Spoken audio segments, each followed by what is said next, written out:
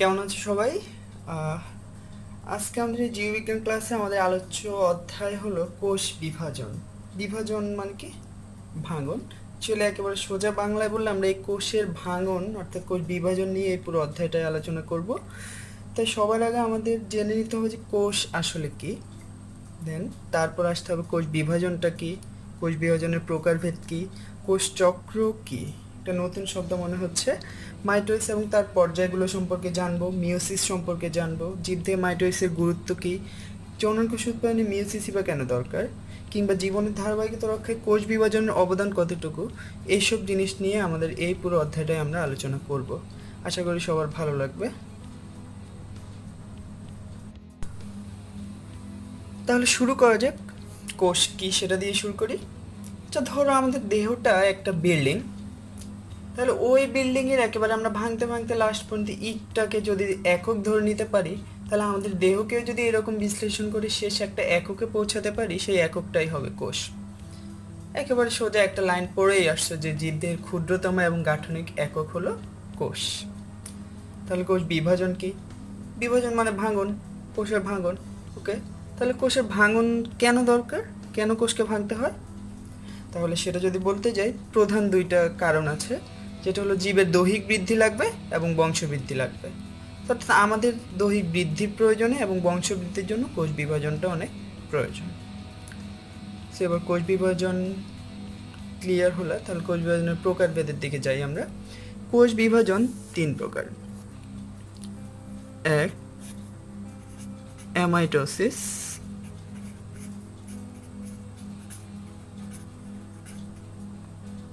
দুই, মাইটোসিস, যেটা সবচেয়ে বেশি শুনো। তিন, আরও পরিচিত, মিওসিস। তাহলে কোষ বিভাজনের প্রকারভেদে যদি গেলাম আমরা, তাহলে দেখলাম সেখানে কোষ বিভাজনের প্রকারভেদ তিনটা: অ্যামাইটোসিস, মাইটোসিস এবং মিওসিস।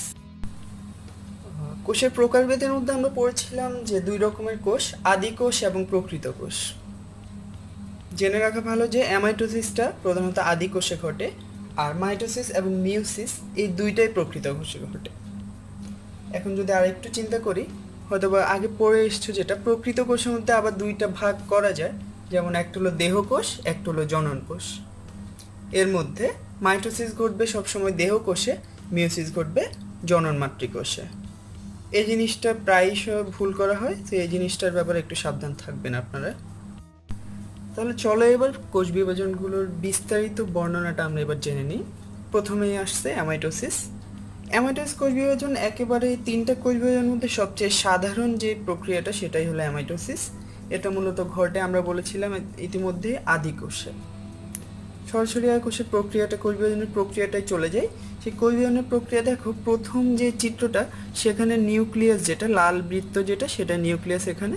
সেই নিউক্লিয়াসটা এখানে গোলাকার অবস্থায় আছে, এবং ঠিক এর পরের ধাপে দেখা যাচ্ছে নিউক্লিয়াসটা লম্বাকার হয়ে গেছে। এরপর দেখো যে পুরো কোষটা মনে হচ্ছে ঠিক মধ্যখানে একটু চেপে যাচ্ছে, এবং 4 নং ধাপে দেখা যাচ্ছে ওই যে চাপা জায়গাটা, সেই স্ফীত অংশটা খুব ক্রমেই গভীরে ঢুকে একটা তীব্র খাঁজ সৃষ্টি করছে। আর এই খাঁজ সৃষ্টি করে এই দিকের যে সাইটোপ্লাজম, দুইটা সাইটোপ্লাজমকে ভাগ করে ফেলছে, এবং নিউক্লিয়াসটাও ভাগ হয়ে দুইটা দিকে ঢুকে গেছে। এরপর এই খাঁজটা বাড়তে বাড়তে একটা সময় ফাইনালি দুইটা ভাগে বিভক্ত হয়ে গেছে, এবং প্রত্যেক ভাগেই দেখো ওই যে ভাঙা যে নিউক্লিয়াসটুকু ভেঙে যাচ্ছিল, সেই নিউক্লিয়াসটুকু দুইটার মধ্যেই প্রবেশ করছে। তাহলে ফাইনালি অ্যামাইটোসিস প্রক্রিয়া দেখো কোনো জটিল মাধ্যমিক পর্যায় ছাড়াই আমরা সরাসরি একটা থেকে দুইটা কোষ পেলাম। এর মধ্যে এই কোষটাকে বলা হয় মাতৃকোষ, আর এটাকে বলা হয় অপত্য কোষ। অপত্য মানে নতুন, অর্থাৎ একটা কোষ থেকে যে নতুন দুইটা কোষ পাও সেটাই হলো অপত্য কোষ। আর মাতৃ বলা হচ্ছে কারণ যেহেতু এটাই মাদার সেল, এবং কি এটা থেকে আমরা নতুন কোষ পেলাম, তাই এটাকে মাতৃকোষ বলা হচ্ছে। আশা করি অ্যামাইটোসিস মোটামুটি ক্লিয়ার। আর এবার আমরা আরেকটু ভেতরে যদি যাই, পর্যায়ে আমরা শিখলাম। তো অ্যামাইটোসিসকে দেখো আমরা বারবারই বলতেছি এটা একেবারে সাধারণ একটা প্রক্রিয়া, কোনো জটিল মাধ্যমিক পর্যায়ে নাই। সো এর মানে দেখা যাচ্ছে সরাসরি প্রক্রিয়াটা হয়ে যাচ্ছে, এবং ঠিক এই কারণেই এই কোষ বিভাজনের নতুন একটা নাম দেওয়া হয়েছে, সেটা হলো প্রত্যক্ষ কোষ বিভাজন। পরীক্ষায় প্রায় এই প্রশ্নটা আসে যে অ্যামাইটোসিসকে কেন প্রত্যক্ষ কোষ বিভাজন বলা হয়। 2 নম্বর জন্য আসতে পারে। তাহলে অ্যামাইটোসিসকে কেন প্রত্যক্ষ কোষ বিভাজন বলা হয়? কারণ এই প্রক্রিয়ায় একটা মাতৃকোষ কোনো জটিল মাধ্যমিক পর্যায় ছাড়াই সরাসরি বিভক্ত হয়ে নতুন দুটি অপত্য কোষ সৃষ্টি করে। আশা করি বুঝছো এটা। এরপর নিচে দুইটা নতুন টার্ম দেখা যাচ্ছে, ক্যারিওকাইনেসিস এবং সাইটোকাইনেসিস। ক্যারিও মিন্স নিউক্লিয়াস, ক্যারিও মানে হচ্ছে নিউক্লিয়াস, আর কাইনেসিস মানে হচ্ছে বিভাজন। তাহলে এতক্ষণে বুঝে যাচ্ছ নিউক্লিয়াসের বিভাজনই হলো ক্যারিওকাইনেসিস, নিউক্লিয়াসের বিভাজন। আর অন্যদিকে সাইটোকাইনেসিস, এর নাম থেকে বুঝে যাওয়ার কথা, সাইটো মানে আসছে সাইটোপ্লাজম থেকে, আর কাইনেসিস আসছে বিভাজন থেকে। তাহলে সাইটোকাইনেসিস মানে হচ্ছে সাইটোপ্লাজমের বিভাজন, সাইটোপ্লাজমের বিভাজন। এই দুইটা টার্ম আমরা অ্যামাইটোসিসের পরপরই শিখে নিলাম, কারণ আমাদের একটু পরই এই দুইটা টার্ম আমাদেরকে ব্যবহার করতে হবে, অ্যান্ড দ্যাটস ওয়াই তোমাদেরকে এটা জানতে হবে যে এই দুইটা টার্ম কী আসলে। তাহলে আশা করি অ্যামাইটোসিস এবং এই দুইটা টার্ম এখনই ক্লিয়ার। আমরা তাহলে নেক্সট ধরনটায় যাই। অ্যামাইটোসিসের পর আমাদের যাওয়ার কথা ছিল মাইটোসিস এবং মিউসিসে, কিন্তু মাইটোসিস এবং মিউসিসে যাওয়ার আগে আমাদের কোষ চক্র বা সেল সাইকেল সম্পর্কে একটু ধারণা থাকা দরকার। তাহলে কোষ চক্র কি? কোষ চক্র, এই কোষ চক্র এমন একটা চক্র যেখানে কোষে প্রধান তিনটি ঘটনা ঘটে। সেই প্রধান তিনটি ঘটনা যদি আমরা বলতে চাই, কোষের সৃষ্টি, তারপর বলা যায় কোষের বৃদ্ধি, একটা সৃষ্টি হওয়ার পর তার বৃদ্ধি অবশ্যই প্রয়োজন, এবং ঠিক তারপর বিভাজন। অর্থাৎ কোষের সৃষ্টি, বৃদ্ধি এবং বিভাজন, এরপরে আবার নতুন করে সৃষ্টি হচ্ছে। এই তিনটা কাজ যে চক্রের মাধ্যমে হয়ে থাকে সেটাকে বলা হচ্ছে কোষ চক্র। তাহলে একেবারে সোজা কথায় কোষের সৃষ্টি, বৃদ্ধি, বিভাজন এই তিনটি কাজ যে চক্রের মাধ্যমে সম্পন্ন হয় তাকে বলা হয় কোষ চক্র। কোষ চক্রকে দুইটা ভাগে ভাগ করা হয়েছে। এর মধ্যে কোষ চক্রের 100 ভাগ সময়ের 90 থেকে 95 ভাগ সময় যাচ্ছে একটা ধাপে, আরেকটা ধাপে যাচ্ছে 5 থেকে 10 ভাগ সময়। সেই দুইটা ভাগ হলো, এক ইন্টারফেস এবং দুই হচ্ছে এমফেজ। ইন্টারফেসকে বলা হচ্ছে কোষ বিভাজনের প্রস্তুতিমূলক পর্যায়, কোষ বিভাজনের প্রস্তুতিমূলক পর্যায়। এবং সেই ধাপটায় দেখো 90 থেকে 95% সময় শুধুমাত্র ইন্টারফেস ধাপেই ব্যয় হচ্ছে। এখানে মূলত নিউক্লিয়াসের বহু গুরুত্বপূর্ণ ক্রিয়া বিক্রিয়াগুলো ঘটে থাকে, তাই এটা একটা গুরুত্বপূর্ণ ধাপ এম ফেজের আগে। আর এই ধাপটা যত ভালোভাবে হবে কোষ বিভাজন তত সুষ্ঠুভাবে সম্পন্ন হবে। সো ইন্টারফেসটাকে আবার তিনটা ভাগে ভাগ করা হয়েছে তাদের কাজ অনুযায়ী, G1, H এবং G2। G1, দেন H, তারপর G2। G1 এর মধ্যে থাকে তিনটা পয়েন্ট, আমরা শর্টকাট লিখলাম, নির্বাচন, বৃদ্ধি, প্রতিলিপন, প্রস্তুতি। নির্বাচন মূলত কি? একটা কোষ, আমরা বারবার বলছি যে ইন্টারফেস হলো কোষ বিভাজনের প্রস্তুতি পর্যায়। নির্বাচন পর্যায় হলো যে অর্থাৎ কোন কোষটাকে বিভাজনের জন্য আমরা রেডি করব সেই কোষটাই হলো, সেই কোষটা আমাদেরকে এখানে নির্বাচন করতে হবে। দেন বৃদ্ধি, যে কোষটা আমরা নির্বাচন করব তার বৃদ্ধি হবে। প্রতিলিপন প্রস্তুতি মূলত এখানে সংক্ষেপে লেখা হয়েছে, অর্থাৎ ডিএনএ প্রতিলিপনের জন্য যে কোষটা আমরা বৃদ্ধি পাচ্ছে সেই কোষের ডিএনএ প্রতিলিপনের জন্য যে উপাদানগুলো দরকার সেই উপাদানগুলো এখানে এসে প্রস্তুত হতে থাকবে। তারপর এই প্রস্তুতির পরে আমরা যাচ্ছি এস ধাপে। সেই এস ধাপের মানে হচ্ছে সিনথেসিস বা বিশ্লেষণ। সেই এস ধাপে আমাদের একটাই প্রধান ঘটনা, যেটা প্রতিলিপন শুরু হচ্ছে, অর্থাৎ প্রতিলিপন প্রস্তুতিটা ঘটছে G1-এ এবং প্রতিলিপন শুরু হয়েছে এসে, অর্থাৎ সিনথেসিস পর্যায়ে। আমরা এসে পূর্ণরূপে লিখে নিই সিনথেসিস। দেন G2, সেই G2 ধাপে দেখো শক্তি তৈরি হচ্ছে। শক্তি কেন? অর্থাৎ এই যে কোষটা যে এত বড় একটা এমফেজে 5টা ধাপে যাচ্ছে, মেটাফেজের 5টা ধাপে যাবে, কিংবা এর পরবর্তী যে ধাপগুলো অতিক্রম করবে সেই ধাপগুলোতে তার কিছু শক্তি খরচ হবে এবং সেই শক্তিটাই সে G2 ধাপে তৈরি করে নিচ্ছে। আর আরেকটি ইম্পর্টেন্ট পয়েন্ট হলো স্পিন্ডল তন্তুর উপাদান তৈরি, অর্থাৎ স্পিন্ডল তন্তুর কথা শুনছই অনেক, মেটাফেজ ধাপে গেলে সেটা সবচেয়ে বেশি তোমাদের চোখে পড়ে, কিংবা প্রোমেটাফেজ ধাপে। তো সেই স্পিন্ডল তন্তুটা তৈরির জন্য এখানে মাইক্রোটিউবিউল সাহায্য করে, সেই ঘটনাটা এখানে G2 ধাপে ঘটে। আর একই সাথে অবশ্যই কোষের বৃদ্ধি চলতে থাকবে।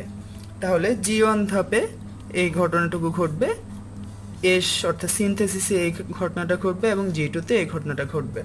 এর মধ্যে দেখা যাচ্ছে সবচেয়ে ইম্পর্টেন্ট পর্যায় হলো সিনথেসিসটা, অর্থাৎ যেখানে প্রতিলিপন শুরু হচ্ছে। কেন প্রতিলিপন দরকার? প্রতিলিপন মানে কি? প্রতিলিপন মানে হচ্ছে একটা ডিএনএ থেকে তার ডাবল ডিএনএ তৈরি হওয়া, তার ডাবল সংখ্যক ডিএনএ তৈরি হওয়া, একটা ডিএনএ থেকে তার ডাবল সংখ্যক ডিএনএ তৈরি হওয়া। দেখো তাহলে আমাদের যে কোষটা, আমরা যদি মাইটোসিসের কথাই বলি, সেখানে একটা থেকে দুইটা কোষ সৃষ্টি হয়, কিংবা মিওসিসে সেখানে 4টা কোষ সৃষ্টি হচ্ছে। তাহলে ওই কোষগুলো তো অবশ্যই ডিএনএ লাগবে। তাহলে কোষ যখন এখানে এই যে রেপ্লিকেশন বা প্রতিলিপন যে ধাপটা, এই ধাপটায় যেটা হয় ডিএনএটা ডাবল হয়ে যাচ্ছে। তাহলে ডিএনএ যেহেতু ডাবল হচ্ছে, তাহলে কোষ যদি ডাবল হয় সেক্ষেত্রে সেই ডিএনএটা আবার ভাগ হয়ে যাচ্ছে এবং সমানভাবে থাকতে পারছে। সেই সাম্যতা রক্ষার জন্য এখানে প্রতিলিপনটা সবচেয়ে বেশি গুরুত্বপূর্ণ। তাহলে একেবারে সংক্ষেপে বললে কোষচক্র দুইটা ভাগে বিভক্ত, ইন্টারফেজ এবং এমফেজ। ইন্টারফেজে পুরো ঘটনা 3টা ভাগে ভাগ করা হয়েছে, G1, S, G2। এর মধ্যে G1-এ কোষ নির্বাচন করা হয়, কোষের বৃদ্ধি শুরু হয় এবং কোষ প্রতিলিপনের জন্য ডিএনএ প্রতিলিপনের জন্য প্রয়োজনীয় প্রস্তুতি শুরু হয়। নেক্সট প্রতিলিপন শুরু হয়, এরপর সেটা এস ধাপে, এবং G2 ধাপে শক্তি তৈরি হয় পরবর্তী ধাপগুলো অতিক্রম করার জন্য, এবং স্পিন্ডল তন্তু তৈরির উপাদান তৈরি হয়। আশা করি কোষচক্র সবার ক্লিয়ার। এবং সেখানে আমরা আবার বলছি যে ইন্টারফেজ এবং এমফেজ দুইটা পর্যায় ছিল, এবং এমফেজের নাম ছিল মাইটোসিস। এখনকার আমাদের আলোচ্য বিষয় হলো সেই মাইটোসিস। তাহলে মাইটোসিস যখনই আসবে তখনই তোমার মাথায় 3টে প্রশ্ন আসতে পারে, এটা কি, কেন হয় এবং কোথায় ঘটে। তাহলে শুরুতে যদি আসে এটা কি, তাহলে এটা কি এক কথায় বললে প্রকৃতকোষী জীবদেহ গঠনের যে কোষ বিভাজন অবশ্যই হতে হবে প্রকৃতকোষী, এবং এই বিভাজন কোথায় ঘটবে? দেহ গঠনের ক্ষেত্রে। তাহলে প্রকৃতকোষী জীবদেহ গঠনের যে কোষ বিভাজন সেটাই হলো মাইটোসিস।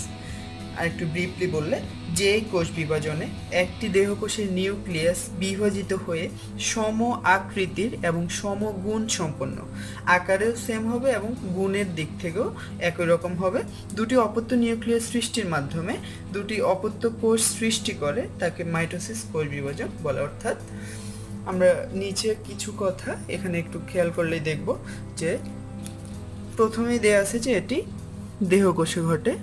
নেক্সট, একটি থেকে দুটি কোষ সৃষ্টি হয়। তারপর অপত্য কোষ এবং মাতৃকোষের ক্রোমোজোম সংখ্যা সমান থাকে। নিউক্লিয়াস একবার এবং ক্রোমোজোম একবার বিভাজিত হচ্ছে। তাহলে এগুলোকে মাইটোসিসের বৈশিষ্ট্য ধরা যায়। একেবারে ম্যান্ডেটরি যে জিনিসটা মাইটোসিসের বৈশিষ্ট্য হিসেবে যে জিনিসগুলো সবচেয়ে বেশি জানা দরকারি, এটা প্রথমতই জানতে হতে হবে এটা দেহকোষে ঘটে, এবং সবচেয়ে বহুবার আসে নৈর্ব্যক্তিকগুলোর মধ্যে এটা একটা হতে পারে। তারপর একটি থেকে দুটি কোষ সৃষ্টি হয়, কারণ আমরা মিওসিসের ক্ষেত্রে একটু ব্যতিক্রম লক্ষ্য করব। আরেকটি ইম্পর্টেন্ট জিনিস, অপত্য কোষ এবং মাতৃকোষের ক্রোমোজোম সংখ্যা সমান থাকবে। অ্যান্ড নেক্সট, নিউক্লিয়াস একবার বিভাজিত হচ্ছে পুরো মাইটোসিস পর্যায়ে, এবং ক্রোমোজোমও একবার বিভাজিত হচ্ছে। মাইটোসিস সম্পর্কে আমরা আরও ব্রিফলি পরে আলোচনা করছি। ওকে, সো মাইটোসিস কী জানতে গিয়ে আমরা মোটামুটি মাইটোসিস সম্পর্কে 50% ধারণা নিয়ে নিলাম। এরপর আমাদের দুটো জিজ্ঞাসা এখনো থেকে গেল যে মাইটোসিস কেন হয় এবং মাইটোসিস কোথায় হয়। কেন হয়? অর্থাৎ আমাদের দেহের বৃদ্ধির জন্য, অবশ্যই দৈহিক বৃদ্ধির জন্য মাইটোসিস ঘটছে।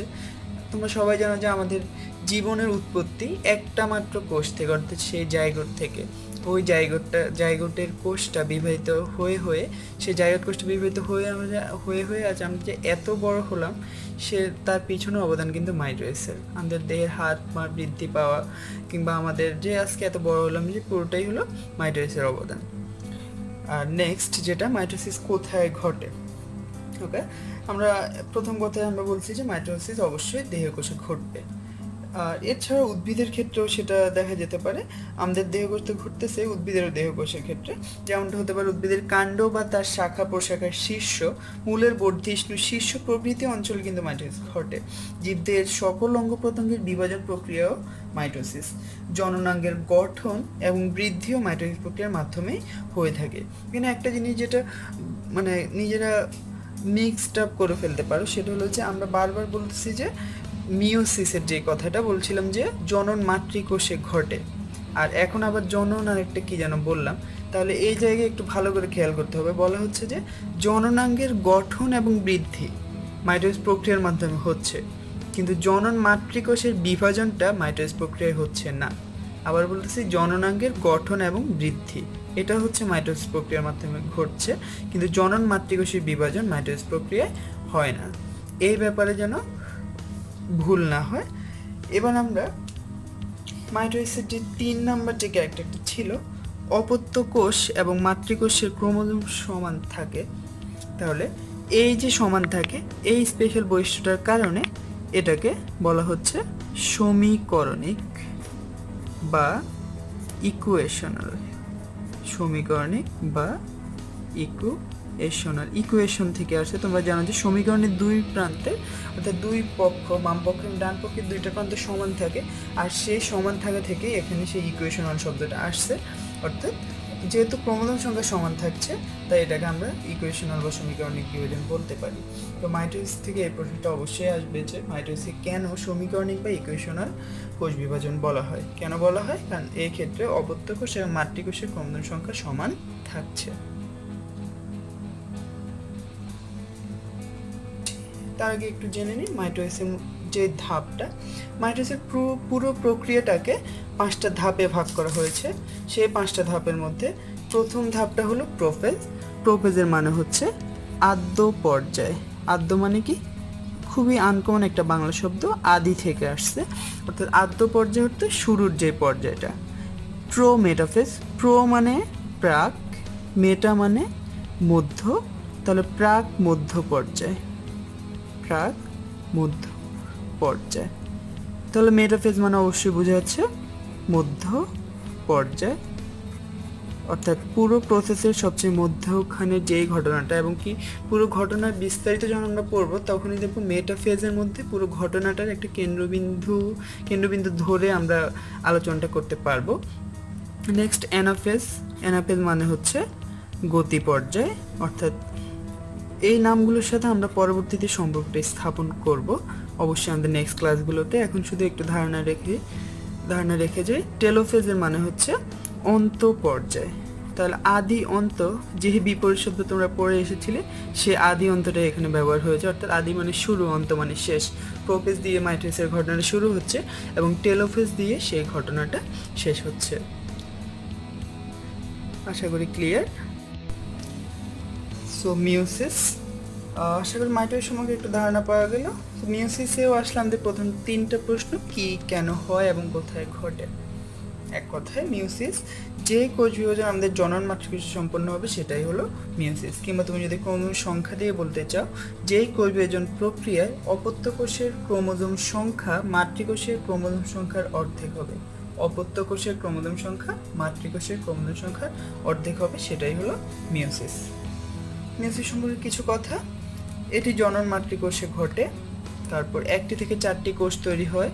অপত্য কোষের ক্রোমোজোম সংখ্যা মাতৃকোষের অর্ধেক হয়, নিউক্লিয়াস 2বার এবং ক্রোমোজোম 1বার বিভাজিত হচ্ছে।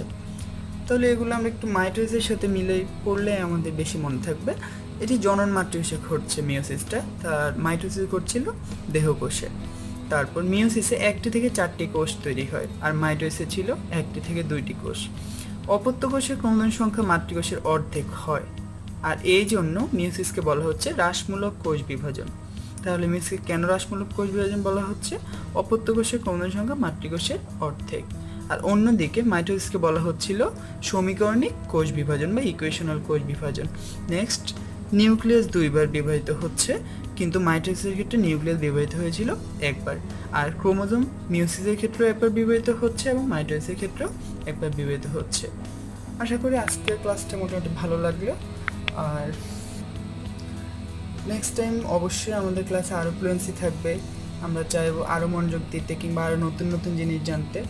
আর আজকে আমার প্রথম ক্লাস, সেই হিসেবে আশা করি তোমাদের ভালো লাগবে। অবশ্যই আমাকে সাপোর্ট করার চেষ্টা করবা। নেক্সট দেখা যাক কী হয়, নেক্সট কী ভিডিও সেটা জানিয়ে দেওয়া হবে তোমাদেরকে।